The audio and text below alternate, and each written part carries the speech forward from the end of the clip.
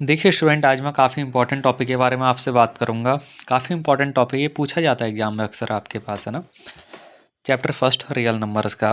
Prove that square root two is an irrational number. देखिए इसको करने का सबसे पैटर्न क्या होता है भाई। सबसे पहले हम इसको प्रूफ करने के लिए हम लोग क्या करेंगे, इसको एक रेशनल नंबर मान लेते हैं भाई, ध्यान रखोगे। तो रेशनल नंबर मानने का मतलब क्या, देखिए सबसे पहले रूट टू को हम किस फॉर्म में लिख सकते हैं, पी अपॉन क्यू की फॉर्म में लिख सकते हैं।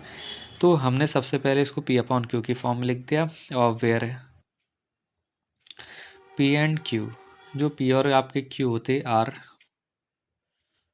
इंटीजर्स, पी और क्यू आपके इंटीजर्स होते, having no common factor,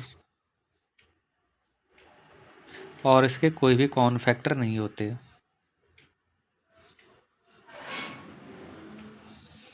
other than one, one के अलावा कोई कॉमन फैक्टर इसके नहीं होते। एंड ये जो क्यू होता है, क्यू की वैल्यू क्या नहीं होती हमारे पास, जीरो नहीं होती।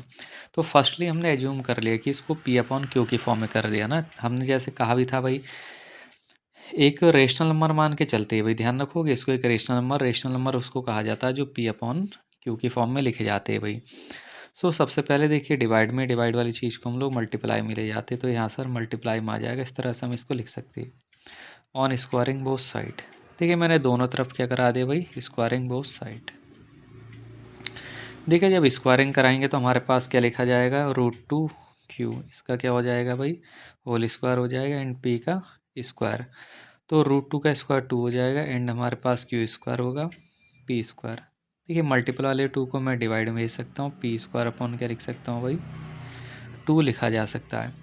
देखिए टू डिवाइड करता है पी स्क्वायर को, सो मैं लिख सकता हूँ टू डिवाइड्स पी स्क्वायर। और कोई अगर क्वांटिटी स्क्वायर को डिवाइड करती है पी के स्क्वायर को, तो इट मीन्स एम्प्लाइज नेट करता है कि P divides to divides P, है ना। टू किसको डिवाइड करेगा, पी को भी डिवाइड करेगा भाई।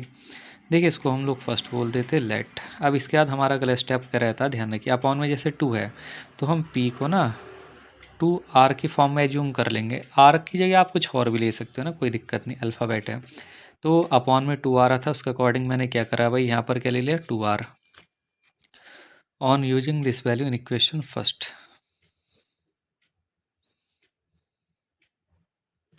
ठीक है, इस वैल्यू को हम कहाँ लगा देते हैं, on using this value in equation first. तो इस वैल्यू को मैं कहाँ पर लगा देता हूँ, फर्स्ट में लगा देता हूँ, जहाँ पे आपके पास क्या आ रहा है देखना भाई, पी का स्क्वायर है। इस पी स्क्वायर की जगह मैं कितना लगा सकता हूँ बेटे, देखिए है ना, ये पी का स्क्वायर आ रहा है, इस पी स्क्वायर की जगह मैं कितना लगा सकता हूँ भाई, टू आर।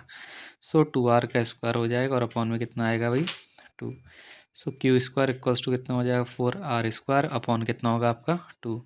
टू से टू कैंसिल हो जाएगा, मल्टीप्लाई वाले टू को फिर से अगेन मैं कहाँ भेज सकता हूँ भाई, डिवाइड में, एंड इक्वल्स टू कितना हो जाएगा आपका, आर स्क्वायर।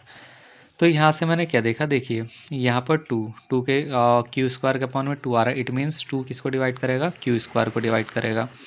तो मैं यहाँ पर क्या लिख सकता हूँ, ज़रा इसको देखते हैं भाई। सो यहाँ पर हमारे पास क्या होगा, इसको देखते हैं भाई। सो मैं यहाँ से क्या लिख सकता हूँ भाई, टू डिवाइड्स, टू किसको डिवाइड करता है, क्यू स्क्वायर को। इट मीन्स अगर कोई क्वांटिटी स्क्वायर को डिवाइड करती है तो आपकी वो नॉर्मली क्यू को भी डिवाइड करेगी। लेकिन ये पता है विच इज कॉन्ट्रडिक्शन है भाई,